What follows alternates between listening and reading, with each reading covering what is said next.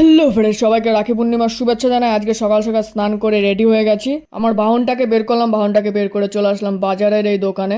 এই দোকান থেকে বোনের জন্য কিছু নেব। ইনকাম করলে তো আরো ভালো কিছু নিতে পারতাম, তাহলে মনটা একটু শান্তি পেত। কিন্তু আপাতত লেস, কুরকুরে আর ক্যাডবেরি সেলিব্রেশনই ওর জন্য নিলাম। জানি না ও খুশি হবে কিনা।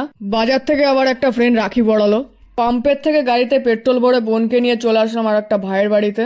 এখানে বসে বোন আমাকে রাখি পড়াচ্ছে, দেখো। অনেক কথাই ও আমাকে বলছিল আর হাসছিল, কিন্তু এই কথাগুলো আমি কাউকে শোনাতে পারবো না আর শোনাতে চাইও না। যাই হোক, সুতো বাঁধতে পারে না, আবার রাখি পরাতে চলে এসছে।